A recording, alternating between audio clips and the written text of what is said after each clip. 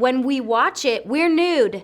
Yes. We are no wearing like clothes on. slip dresses and We look like Sarah Jessica Parker in Sex and the City. and we're bald. Excuse me, I climbed the North Mountain, survived a frozen heart, and saved you from my ex-boyfriend, so promise me we do this together, okay? I promise. This film has just not left the pop culture consciousness, and there have been shorts, there have been video games, there have been TV specials, but I'm curious just kind of from your perspective as you were kind of, when you got the official call for Frozen 2 and when you were getting back into the booth, if it was just kind of like sliding back into the character. Yeah, I don't feel like it ever left Yeah, us. the characters don't leave us. We've performed a couple times since then together, which is like always the most fun when we get together, and with Josh and Jonathan as well. But I think the first one, you know, when the box office hit what it hit, I think we all kind of knew that they would explore a second one, and then we started on it, you know, a year or two after. So there wasn't that much of a gap for us because we've been working on the second one for almost 4 years. Oh, wow. For you?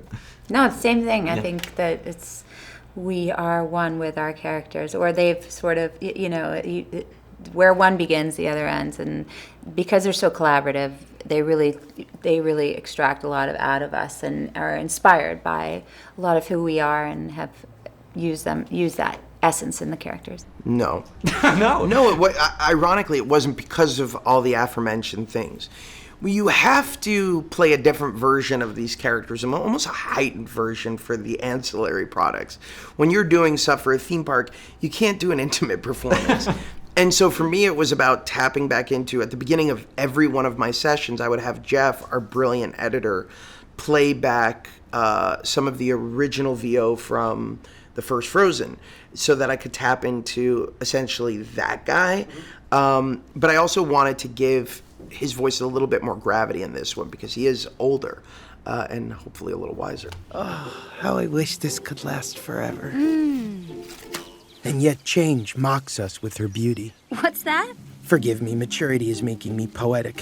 If I felt a little anxious going in on the first day because it had been so many years since the first one. We all felt that, by the way. You did. We You were talked like, about it. We were like, feels like weird and why anxious. is he like? Yeah. Why is he pissing himself? He should feel safe. He seems weird. Yeah. Yeah. But then seeing Jen, it's the same creative team. Jen Lee, Chris Buck, Bobby, and Kristen Lopez, the amazing songwriters of the first movie. And so there was like a feeling of homecoming coming back the second time around that was really lovely. The way that they kind of build stories is special. They have a very different process. I'm curious just what it was like for you kind of working in that environment, and also if there was anything that particularly surprised you. Getting up to go to work in the sorcerer's hat alone is unreal. You literally are like, I've driven past this so many times, and now this is my place of business today. This is where I'm going. And you go into the booths, and you know they. Honestly, the whole thing was really overwhelming. But to watch the process after knowing, I'm a Disney geek, so I tried to learn about the process and the behind the scenes and how it all works. So to see it up close was really incredible. And it was everything that I thought. They settle for nothing less than magic. Yeah. And they're not going to move on until they know that they have it. They're not going to settle for anything less than what they're setting out to make. And it's fun. There is a real sense, you know, you fall into the story when you're in that booth because they paint such an amazing picture for you. And they are so warm. Chris and Jennifer just have this energy about them that feels so Disney that you just are transported. It is, before you even get to the booth, the art. Like all of the different pictures that they have from different films throughout the years. And you're like, I remember that. I remember that.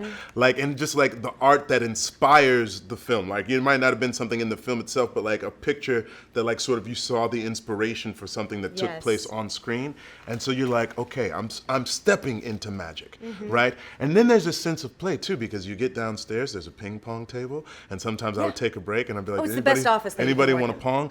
When they get close to like D-Day, like as we move towards the end of the production, they would bring like dogs in. Yeah.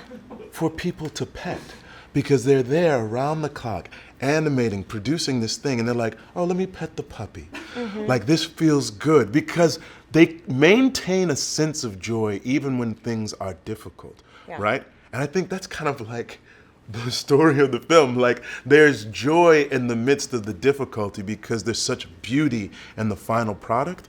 So then once you get into the booth, man, like the spirits are kind of talking to you. Yeah, it's the energy's in the building because so all the films have been made there, and you can feel it. You feel it when you walk in. I did listen to Part of Your World driving into work the first day. There you go. Beautiful. You must find the truth. Go to the enchanted lands and into the unknown. Like, I mean, I'm also curious, just, I mean, to kind of go back, like, with the musical sequences, were there any, like, particular sequences that kind of really went far into production and then just didn't necessarily make the cut? We made a change with the lullaby in terms of how it was performed pretty late on. Originally, she finished the whole lullaby in the bedroom, but we really wanted to create that link between Elsa and her mom emotionally and her thinking of her mom.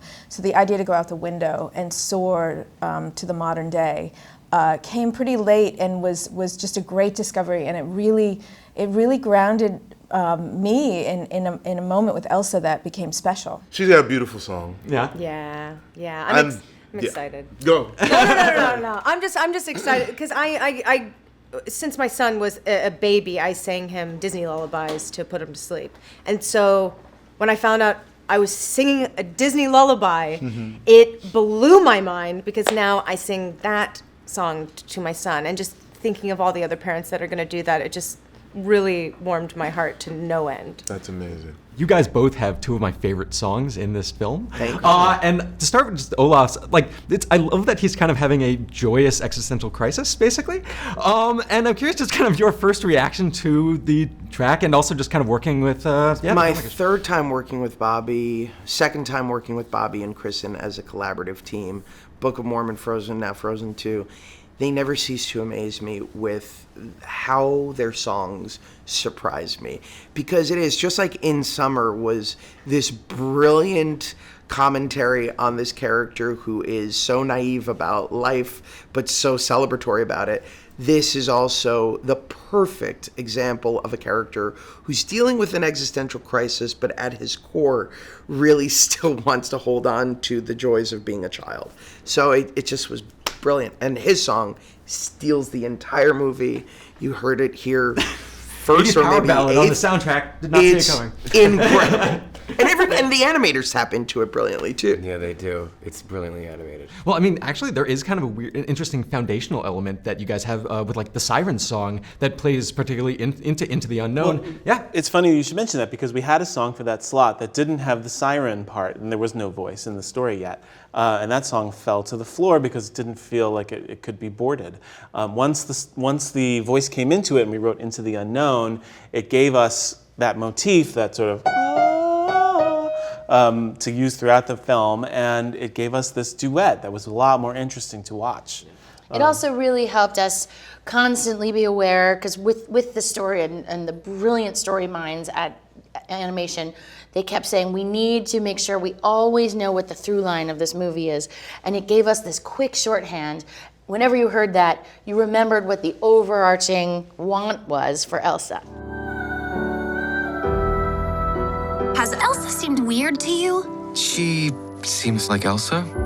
There's this voice. Voice? What does that mean? I'm curious if kind of the comfortability, having working with the same creative teams, wound up kind of affecting just the way that you approach the characters within this particular story. The absolute best. Yeah, there's no fear of screwing up or making a silly goofball of yourself. And also because they proved to us on the first one how collaborative they were. Like, they asked Anna, when she was written on the page, the first script was not at all like this. And I was like, I would be remiss if I didn't ask if I could add, I want her to be who I needed as a 10-year-old. I want her to wear her heart on her sleeve, be goofy, be quirky, be weirder than everyone else, talk too fast and too much. I want to have her have bad posture. I want to be the girl I needed to see. And they were like, go for it. So they let us improv, and it's an incredible level of comfort and safety. So there wasn't from my perspective, a ton of pressure going into the second one because I was like, it's all the same people. They're thoughtful and wonderful. They're gonna make something fabulous. You walk in for the day and they tell you what they're working on, what maybe wasn't working 6 weeks before when we came in, and then they show you the storyboards. They're excited to share with you the storyboards of the changes they've made, which are pictures of us that are this big on a comic strip, and we're like, oh, this is gonna be such an epic movie. Wow, that is whoa. I know, they get really used to screening parts of the movie as like old school Mickey Mouse stuff that when like I a see it, I'm like, flip book. okay, I think that's going to be really impactful. And you're gonna color it, right? There's gonna be colors in it. It's not gonna be black and white. Okay, good. It's so And true. the funniest thing is that a lot of the previs, like when we watch it, we're nude. Yes, We have are no wearing like clothes on. slip dresses, and We look like Sarah Jessica Parker in Sex and the City. and we're bald. Yes. We're bald and we're nude, and the animators have a lot of fun. And do you remember the hand? There's this hand that came up one time, and it swivels like this. And so often when I would watch, they would show me these as a joke, where it'd be like an intimate scene between the two of us, and this giant hand would just come in. What is that doing? And swirl. It's That's just one a of our stupid hands? thing that the animators liked. And there's a point where I do like a cliff jump in the movie, and the first screening that they showed me, I didn't make it. Oh my God! And I went, whoa. That's funny. It's a long creative process. You gotta have fun where you can, right? You got to. There you go.